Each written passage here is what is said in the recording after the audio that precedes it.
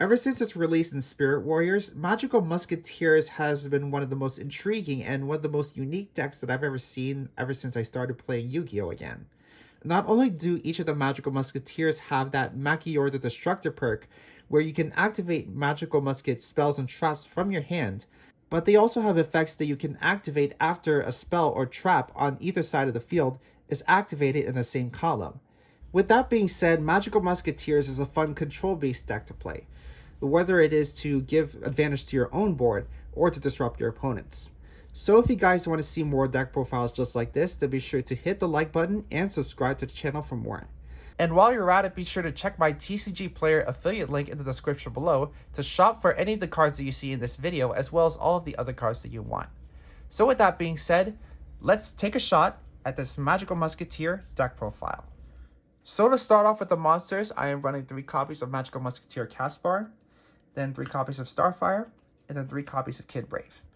As I already said at the beginning of this video, each of the Magical Musketeers lets you activate Magical Musket spells and traps for your hand, but they also have effects you can activate if a spell or trap is activated in the same column.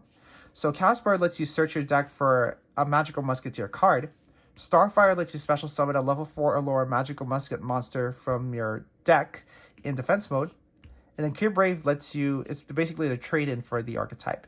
If a spell or trap is activated in the same column, you can discard a Magical Musket card and then draw 2 cards. Afterwards, I am running 2 copies of Magical Musketeer Doc, 1 Calamity, and 1 Wild. Doc lets you recycle a Magical Musket card from your graveyard. Calamity lets you special summon a Magical Musketeer from your graveyard. And Wild is basically the Pot of Avarice of your deck. So you can target 3 Magical Musket cards in your graveyard with Wild, shuffle them back into the deck, and then draw 1 card. The reason why I decided to max out on these 3 cards up here, Caspar, Starfire, and Kid Brave, is because these are the cards that give you the most advantage in the deck. Within the archetype. Doc, Calamity, and Wild are basically just extenders. You don't want to see these 3 cards too often. Also, I don't want to run that many targets for Ties of the Brethren. So basically what I plan to do is that I get either Kid Brave or Starfire or Caspar out on the field first, activate Ties of the Brethren, and then special summon these other monsters that I do not have on my field yet. And to round up my monster lineup, I am running only 2 copies of Ash Blossom and Joy Spring, and 3 copies of Droll and Lockbird. I feel like that combo decks are not stopping anytime soon, so I think now is an even more crucial time than ever to just include Droll and Lockbird into the main deck. Ash Blossom, of course, is a cool card as well, but I don't want to see it too often because it is a hard once per turn, so I decided to only include 2 copies of Ash Blossom. And now here are my spells. I'm running 3 copies of Magical Musket Cross Domination, as well as 2 copies of Steady Hands. Unfortunately, these are the only Magical Musket spells that we have so far, so but either way, I want to make good use of them. Cross Domination is basically the impermanence of your deck. So you can target a monster on the field and then negate its effects and change its attack and defense to 0. Steady Hands is here so that way you can buff up your own Magical Musket monsters. You target a Magical Musket monster you control and then double its original attack and defense until the end of the turn. And it cannot attack directly during the turn you activate it. So you also have 2 copies of Ties of the Brethren, as I already explained in my while I was going over the monster lineup, and I also have 2 copies of Photon Lead. Photon Lead I actually decided to include just in case I want to unbrick my hand of multiple Magical Musket monsters.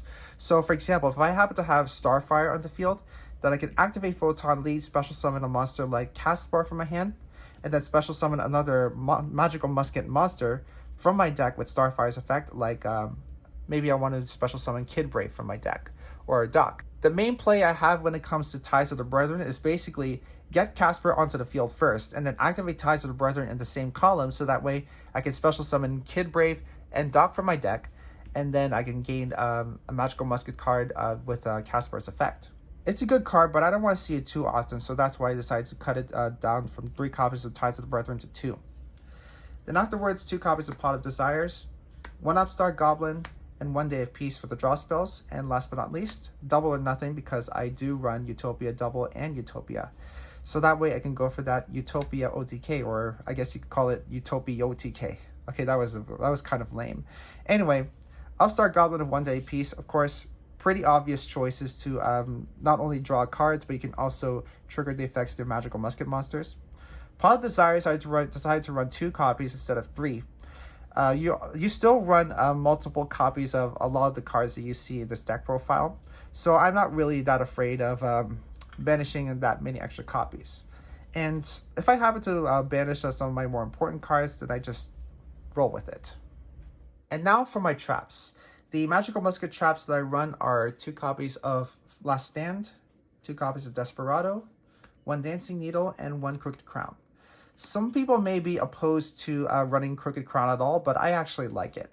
I like to consider it a searchable Photon lead. And just like Photon lead, Crooked Crown is a good way to unbreak your hand of magical monsters that you just want to get out onto your field. Dancing Needle is basically the sole release of your deck. You can target 3 cards in any graveyard and banish them. Desperado lets you target any card in the field and destroy it. Last Stand is basically the solemn judgment of the deck, except it does not negate summons. You can activate this card whenever your opponent activates a spell or trap while you control a magical musket monster, negate the activation, and if you to destroy it. And then afterwards, if you guys have already seen my guest upload over on Team Sakuras's channel, you guys have probably heard me talk about Sales Pitch, and I run 2 copies of that. Now, like I said in that guest upload, Sales Pitch is pretty good. It's only really good for going first, actually. So if your opponent adds a card from the deck to their hand, except by drawing them by their card effect, you can reveal 1 card from your deck and add it to your hand, but you cannot activate cards or the effects of cards with that name for the rest of the turn. So you could use this search for Ash Blossom to use on your opponent on the next turn if you wanted to. But what I really want to do with Sales Pitch, like I explained in that guest upload, is that I want to use this card to set up for plays on my next turn. So if I don't have Desperado in my hand by the time my opponent's turn is up, then I can use Sales Pitch to search for Desperado or any other disruption that I might want. So that way I can prepare to take care of my opponent's board. Next up, here's my extra deck. Of course, I decided to max out on Magical Musketeer Max. Yeah, this is basically the card that Magical Musketeers needed in order to gain some kind of a competitiveness. The main deck cards are pretty much good on their own. However, Magical Musketeer Max takes the deck to another level. So basically, what you can do is that you can use any level 8 or lower Magical Musket monster to link summon this card. And then after it's link summoned, you can either search your deck for Magical Musket spells and traps up to the number of monsters that your opponent controls. Or you can special summon Magical Musket monsters from your deck up to the number of spells and traps your opponent controls. I mean, there's really not that much to explain, except if you don't happen to have the cards like Desperado or the Cross Domination in your hand, well, you have an easy way to look for it. Underclock Taker, you don't necessarily need this. It's just a pretty good generic link too. But what I do like to include are the Nightmares. Nightmare Phoenix, Cerberus, and Nightmare Unicorn. Borlo Dragon, I like to include this as well so I can steal my opponent's monsters. Boar Sword is a pretty good beat stick. And then afterwards, like I said, I do run the Utopia package. Utopia Double, this is the one that lets you go for the 10,000 attack OTK. You search this, you attach a material from this and then search your deck for Double or Nothing. And you upgrade to Utopia, and this becomes 5,000. Activate Utopia's effect to negate its attack. And then use Double or Nothing to make this 5,000 attack monster 10,000 attack. Now these cards are actually included just in case I don't want to activate my copy of Double or Nothing, or in case I'm not able to activate my Double or Nothing. I decided to complete my Utopia package with Utopia Prime, so that way I can upgrade into Utopia the Lightning. 5,000 attack from Utopia the Lightning is just as good as 5,000 attack from Double or Nothing when you attack with Utopia. And then for the last 2 monsters in my extra deck, I'm running Abyss Dweller and Tornado Dragon. You don't necessarily have to run these 2 cards. These are just 2 good generic rank 4s. Although I will have to say that Abyss Dweller is probably the better option here, since there are plenty of graveyard-centric decks out there.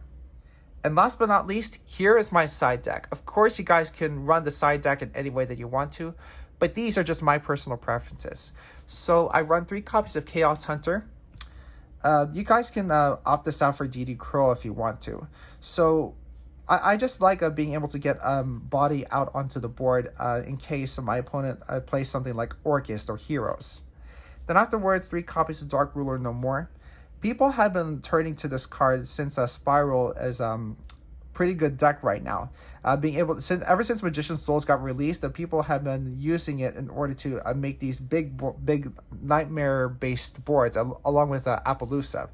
If your opponent happens to have Appaloosa on the field, then they cannot activate the negation effect to Dark Ruler no more, which is pretty good.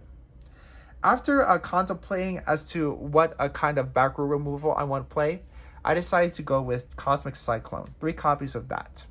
So you pay 1,000 and then target spell a trap on the field and banish it.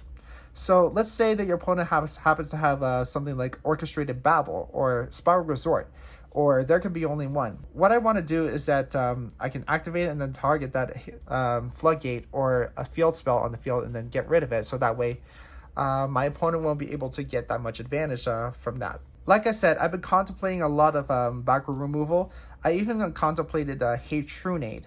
However, I don't think that will work whenever my opponent tries to activate as many floodgates as possible when it's my turn. So that's why I decided to go with Cosmic Cyclone. Afterwards, 2 copies of Mind Control. It's semi-limited right now, but I still think this is a pretty good card. Being able to feed off your opponent's board. 1 copy of Raigeki. You guys don't have to run this. I just like being funny. So destroy all your opponent's monsters, and yeah, just continue from there. And finally, for my side deck, I'm running 3 copies of Evenly Matched. Unlike Lightning Storm, which only allows you to destroy all of your opponent's monsters or all of your opponent's back row, Evenly Matched lets you get rid of all of your opponent's cards except for 1, since you activated Evenly Matched. So yeah, if you have Evenly Matched in your hand, you can go straight into your battle phase, activate it from your hand, and then banish all but 1 of your opponent's cards face down. I can see why people are turning to this card over Lightning Storm. It's a pretty good card. So that's it for this deck profile, everybody. Thank you all so much for watching. Be sure to leave suggestions down in the comments below on what I should do to improve this deck. Also, if you guys enjoyed this video and you want to help support the channel, then be sure to hit that like button, subscribe, and ring the bell so you stay updated on my latest Yu-Gi-Oh videos. And be sure to shop on tcgplayer.com using my affiliate link in the description below.